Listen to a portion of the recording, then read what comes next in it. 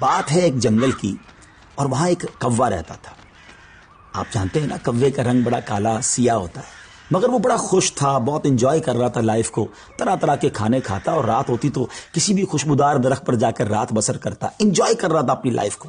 اچانک اس کی نظر ایک سفید کبوتر پر پڑی۔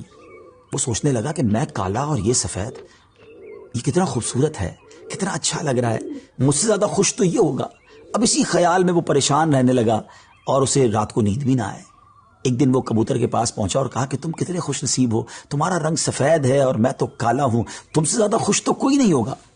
کبوتر نے کہا پہلے میں بھی یہی سمجھتا تھا، لیکن جب میں نے طوطے کو دیکھا تو میں حیران ہو گیا کہ طوطے کے تو دو رنگ ہیں، میرے پاس تو ایک ہی رنگ تھا۔ تو طوطا زیادہ خوش نصیب ہے، وہ زیادہ خوش ہے، وہ زیادہ لائف کو انجوائے کر رہا ہے۔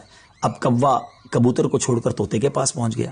کہا طوطے تم تو زیادہ انجوائے کرتے ہوگے، کتنے خوش ہوگے کہ تمہارے پاس تو دو رنگ ہیں جسم پر، تمہاری باڈی بہت خوبصورت لگتی ہوگی۔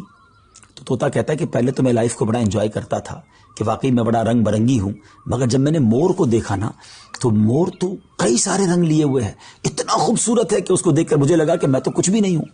اب کوا اڑتے اڑتے پہنچ گیا مور کے پاس۔ مور چڑیا گھر کے ایک پنجرے میں موجود تھا۔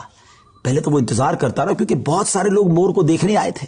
جب سارے لوگ دیکھ کر چلے گئے تو کوا مور کے پاس گیا کہ اے مور، ذرا یہ تو بتاؤ تم کتنے خوش ہو، کتنے رنگ ہیں تمہارے پاس، تم کتنے خوبصورت ہو۔ مور کہتا ہے پہلے تو میں یہی سمجھتا تھا کہ ہاں میں بہت خوبصورت ہوں، مگر پھر میں نے غور کیا کہ اسی خوبصورتی کی وجہ سے تو چڑیا گھر میں قید ہو گیا ہوں، روزانہ ہزاروں لوگ مجھے دیکھنے آتے ہیں مگر میں آزاد نہیں ہوں۔ اور پھر میں نے بڑا غور کیا کہ وہ کون سا پرندہ ہے جو چڑیا گھر میں قید نہیں ہے، تو مجھے سمجھ آئی کہ کوا ہی ایک پرندہ ایسا ہے جو چڑیا گھر میں قید نہیں ہوتا، اس کو کوئی قید نہیں کرتا۔ ناظرین، کوے نے جب یہ سنا تو اسے احساس ہوا کہ میں بھی اپنی جگہ پر واقعی خوش نصیب ہوں۔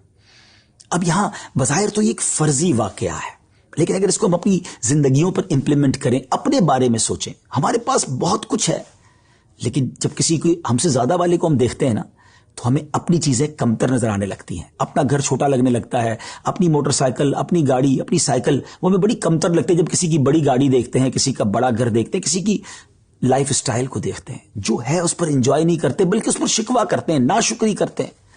اس طرح زندگی نہیں گزرے گی۔ اگر آپ ہمیشہ اپنے سے آگے والوں کو دیکھتے رہیں گے تو آپ پریشان ہی رہیں گے۔ اگر آپ نے موازنہ کرنا ہی ہے، کمپیریزن کرنا ہی ہے، تو اپنے سے کمتر لوگوں کو دیکھیں نا۔